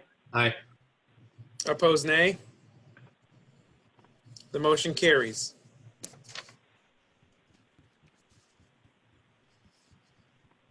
Okay, and then there's C3, a motion to approve the reopening of school in the yellow phase for the first 9-week period with K-6 learning on campus and 7 to 12 learning remotely. That's in the form of a motion. Is there a second? Amanda, second. Thank you. I do know much discussion took place last week as well as under the superintendent's report. Is there any further discussion on C3 reopening of schools in the yellow phase? Andy, this is Amanda. Andy, this is Julie. Okay, Mrs. Farrell first, then Mrs. Pikevich. Sorry, Julie. I guess my question would just be around when you hear 239 students have signed up for the cyber program, it seems like a big number at first, but when we look at it by grade level, it's not. So I guess I would be interested, what Ken has to say or what any of the building principals say of looking at those individual numbers. Does it change what your thoughts or perceptions would have been from our conversation that we had last week with yellow versus green?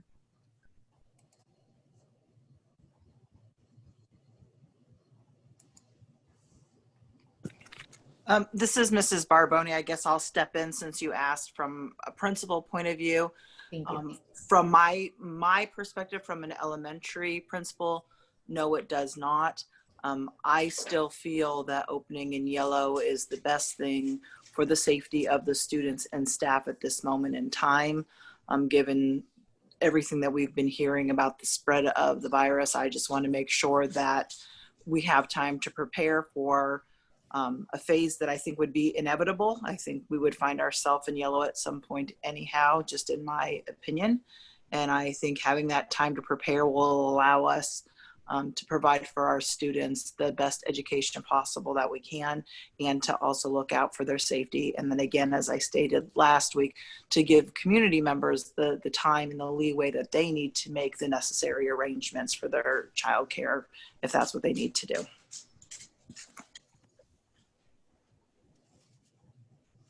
Middle school or high school principals? Or assistant principals, if they're not on, I'm just Or curious assistant from the building principals. levels. Yeah, I'm not trying to single anyone out. My apologies. This is Mr. Miller. Yes, Mr. Miller. Mrs. Barboni's right on with what she said there. The only thing I'd like to add is, we I think as a group feel that this opening in yellow is what's best for our community. I know a gentleman spoke on it earlier and, saying that we need to do what's best for our community. And we really feel like this is the best plan based on, what some of our limitations are as far as online learning and transportation, some of the obstacles that we have to overcome. We feel like this is the best plan.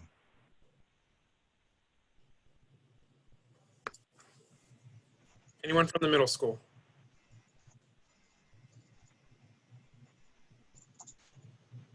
Okay. Any further discussion on C3 reopening of schools in the yellow phase? Hearing none, Madam Secretary. Yes. may we have- Wait. Don't forget Julie. I'm sorry, Mrs. Remember me? You went off my screen. You're back. Hi, Mrs. Pikevich. You're recognized. Dang it. Okay, thank you. I'm not really sure what the proper thing to do is, but I was wondering if we would still be open for not doing the first 9-week period and changing that to a 30-day thing possibly, since numbers and everything else change daily. I feel like 9 weeks is a long time. Does the administration have any recommendations about a shorter period with setting up and resetting up and getting students acclimated to just change them 4 weeks later? Any thoughts on that? I'll just kind of draw on my experience as a principal. It seems like when you start school, it would take a good 4 to 6 weeks to get everyone into some type of routine. And we would also need time, if we're looking at the numbers and looks like we can go green at the end of the 9-week period, we've got some runway there to observe conditions and make sure we can transition and do it smoothly and in a timely manner. So, if you were to ask my recommendation, I think 4 weeks, I wonder if it might be more disruptive to the elementary students than going for 9 and making sure they really have their routines in place. Can I chime in for a second? I just want to second what Ken said, especially for the younger students and being a parent of a child who's going into 3rd grade. Routines are crucial. as we all know as parents. And I second what Ken says. I think we need to give it a little bit of time and get them used to the routines. And Mrs. Barboni and I and the high school principals have been working on, the possibility of our 3rd and 4th graders going up to Seneca High School and the difference that that's going to be, and possibly creating videos so that the students, can even watch the videos, and maybe even bringing in 3rd and 4th grade families to see where the classrooms are. And there's a lot of work that we're already starting to work on. And I think, as much as we want to get everybody back into class in the whole district, staying in yellow phase for the 9 weeks might be the best for the current students, for the less disruptions. But Thank you, Mr. Calabrese. Mrs. Pikevich?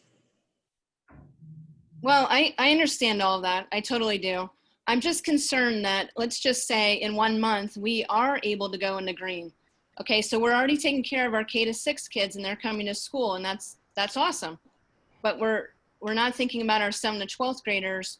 If we can go green in 1 month, they should have the opportunity as well to come to school.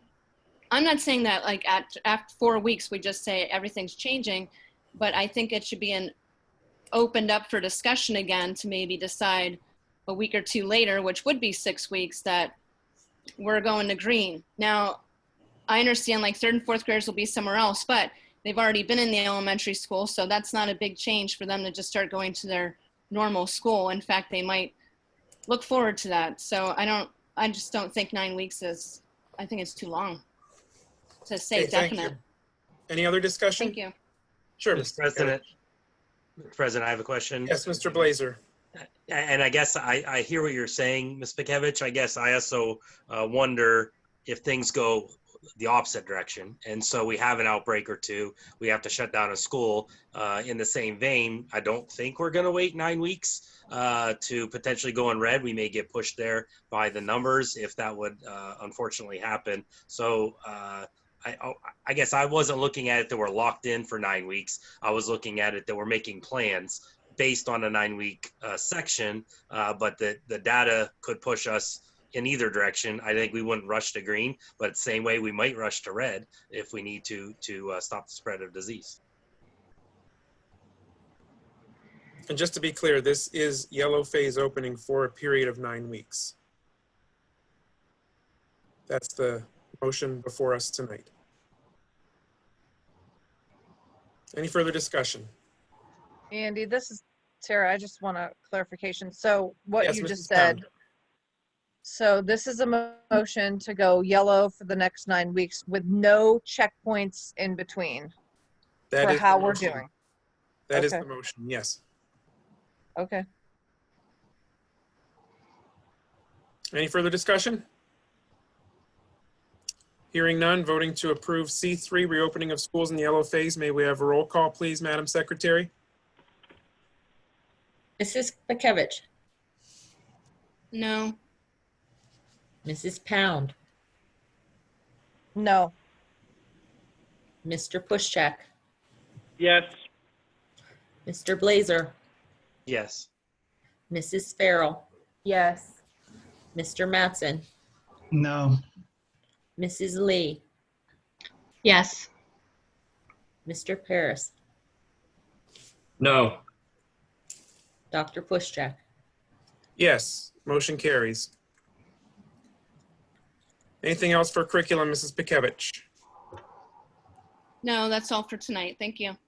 Thank you. Chair recognizes Mrs. Tara Pound for technology. Mrs. Pound? Thanks. Andy, I have nothing for technology this go round. Thank you. Thank you, Mrs. Pound. Mrs. Lee, are you comfortable to move the items under transportation, or would you like me to? I can do it if you would like. Okay, the chair recognizes Mrs. Lee for transportation. Mrs. Lee? So the first item is T1, Durham bus drivers. Motion to approve Durham bus drivers for the 2020-2021 school year as outlined in Exhibit N. Marty, second. Any discussion on approval of the Durham bus drivers? Hearing none, voting to approve T1. All in favor, please say aye. Aye. Opposed, nay. Aye. Motion carries. Okay, item 2, it's D-2, bus routes for 2020-2021 school year. Motion to approve the bus routes for the 2020-2021 school year. Second, Jeremy. Amanda, second. Oh, Thank you. Any discussion on the bus routes for the school year? Hearing none, voting to approve T2 bus routes. All in favor, please say aye. Aye. Aye. Aye. Opposed, nay. The motion carries. Next one, T-3, motion to approve the following transportation requests. Students in Academic Sports League to travel to competitions during the 2020-2021 school year. Dates and location to be determined. Funds from SHS student activities. Students in AFROTC to travel to area locations during the 2020-2021 school year. Funding from ROTC. Students in Community-Based Experience Program to travel to area locations during the 2020-2021 school year. Funding from Special Education. Students in SHS Autistic to travel to area locations weekly during the 2020-2021 school year. Funding from Special Education. Students in grades K through 6 LSS class to travel to area locations weekly during the 2020-2021 school year. Funding from Special Education. Students in Science Olympiad to travel to competitions during the 2020-2021 school year. Funding from Student Activities. It's all in the form of a motion. Is there a second? Amanda, second. Thank you. And again, we know this is all contingent upon where students are at the time and what the school is at the time. Any further discussion on the transportation requests? Hearing none, voting to approve T3. All in favor, please say aye. Aye. Aye. Opposed, nay.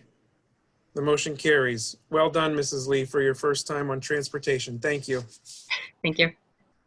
The chair recognizes Mr. Sean Matson for athletic and extracurricular. Mr. Matson. Thank you, Mr. President. I have a couple items under athletic and extracurriculars this evening. The first one is AE1, athletic resignation, a motion to accept the resignation of David Seabolt as second assistant football effective July 28th, 2020. So moved. Second, Jeremy. Amanda, second. Thank you. Any discussion on the athletic resignation? Hearing none, voting to approve AE1. All in favor, please say aye.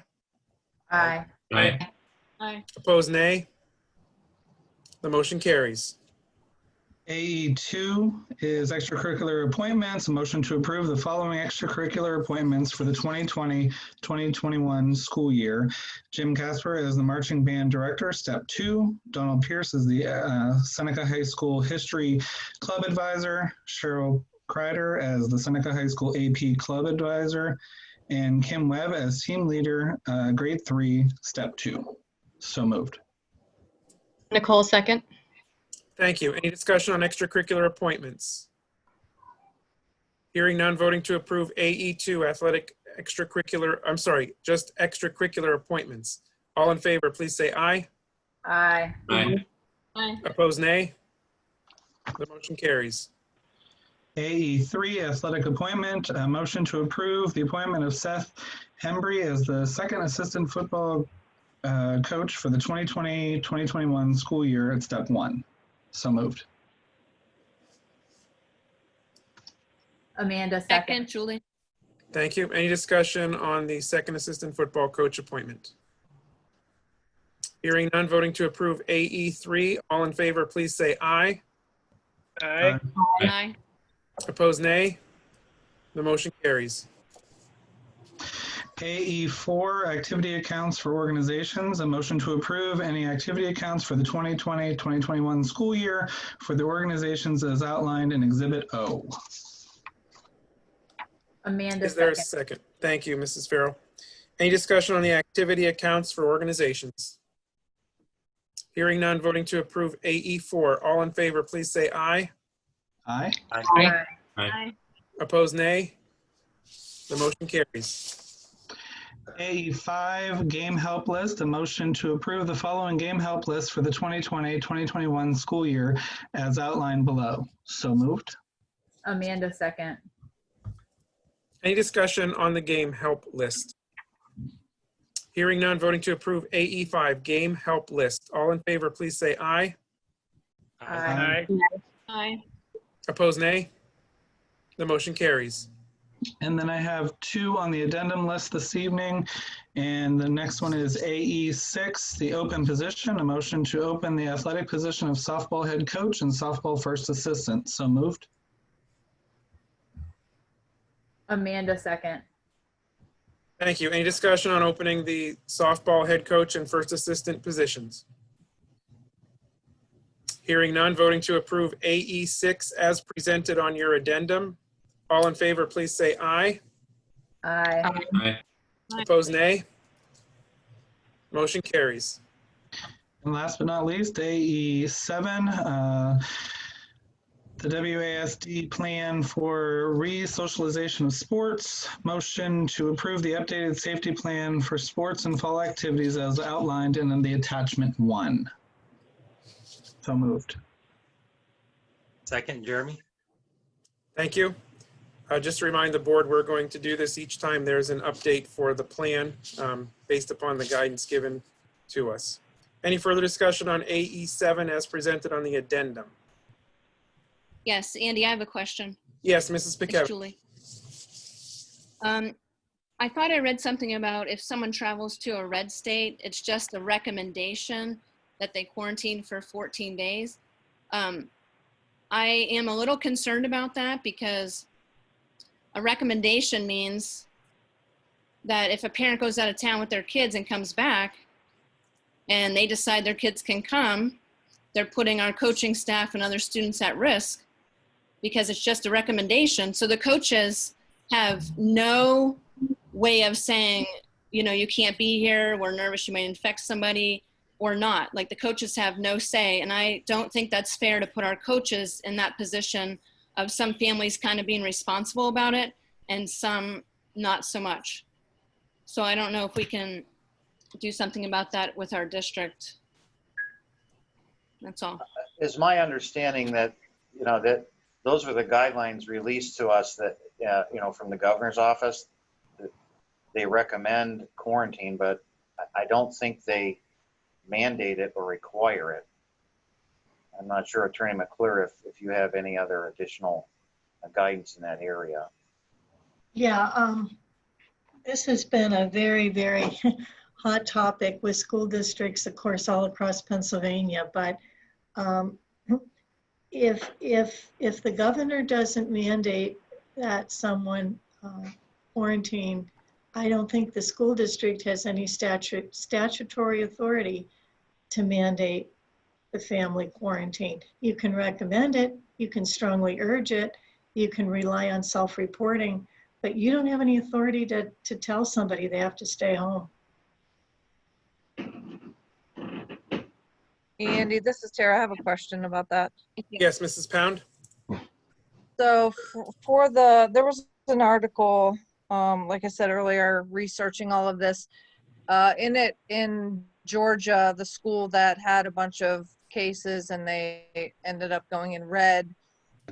One of the things that the principal decided to do himself was not require masks, even though it was highly recommended. He chose not to. So how is that any different in our district? Why can we not say this is our school and this is what we are required to do? Like, I'm not sure what the difference is. So I'm with Julie. I don't understand why we can't enforce it. The masking issue, we have an order. We have an order from Dr. Levine as to the fact that students have to wear masks. Quarantining, we don't have an order on the state level. I have no idea what Georgia law is. In Pennsylvania, a school district is a creature of the state, and you have no authority that the state hasn't given you. I don't know if that answers your question. It does for me. I understand that. I just hope he will mandate that soon. I agree. It puts coaches in a weird position, Julie. Thank you for that explanation, Mrs. McClure. Any further discussion on AE7 as presented on the addendum? Hearing none, voting to approve AE7 on the addendum. All in favor, please say aye. Aye. Aye. Opposed, nay. The motion carries. Thank you, Mr. Mattson. Thank you, Mr. President. We have 2 items under miscellaneous this evening. M1 is the resolution regarding retention and destruction of special education, gifted education, Chapter 15, Section 504 records, and to declare the items surplus as outlined. I will entertain a motion to approve both M1 and M2 without objection. This is Amanda, so moved. Thank you. Second, Jeremy. Is there any discussion on the 2 miscellaneous items? Hearing none, voting to approve M1 and M2. All in favor, please say aye. Aye. Aye. Opposed, nay. The motion carries. Thank you. Brings us to the Erie County Technical School report. We have no representative. Mr. O'Donnell was our representative. I don't mean to put you on the spot, Mrs. Lee, but since this is his position, would you be willing to serve as the representative from the district to what's called the Joint Operating Committee, the JOC, which is the governing board at the VOTEC? I would. Well, thank you very much. At this time, I'll entertain a motion to approve the appointment of Nicole Lee as the Wattsburg Area School District representative to the Joint Operating Committee of the Erie County Technical School to complete the term of Mr. O'Donnell effective August 17th through December 1st. That's 2020 to 2022. I'll entertain that motion. So moved, Amanda. Second, Julie. Is there any further discussion other than thanking Mrs. Lee for representing the board? Hearing none, voting to approve Mrs. Lee as our representative to the JOC for Erie County Tech School. All in favor, please say aye. Aye. Aye. Opposed, nay. The motion carries, and we thank you, Mrs. Lee, for your willingness to do that. I have no report from the North County Intermediate Unit. That brings us to board correspondence and dialogue. Anything from the board this evening? Josh, I have something. Yes, Mr. Paris. I'd just like to say I'm very disappointed in the vote tonight. I think we're letting down our 7th through 12th graders in a community that has very few active cases. Thank you, Mr. Paris. Any further board correspondence or dialogue? Andy, this is Amanda. Yes, Mrs. Farrell. I would just like to thank the teachers and the administrators that are trying to work through all of this right now and making sure that the best plans are in place for all of our students as they go back in. I talked to a teacher from another district for a while tonight, and I really, really feel for all of them right now. So thank you for everything that you're doing. Thank you, Mrs. Farrell. Anything else from the board tonight? Andy, this is Tara. Yes, I Mrs. agree. Pound. I also thank the administration and all of the teachers, but I'm with Josh. I think we're letting down our kids, especially from a mental health perspective. These kids are at home and need to be with their teachers and friends. So I'm right with Josh. Thank you. Any further comments? Hearing none, I'll entertain a motion to adjourn. Amanda, so moved. Jeremy, second. All in favor, please say aye. Aye. Aye. Opposed, nay. We are adjourned. Thank you for everyone who attended our meeting this evening. Have a good night. Good night.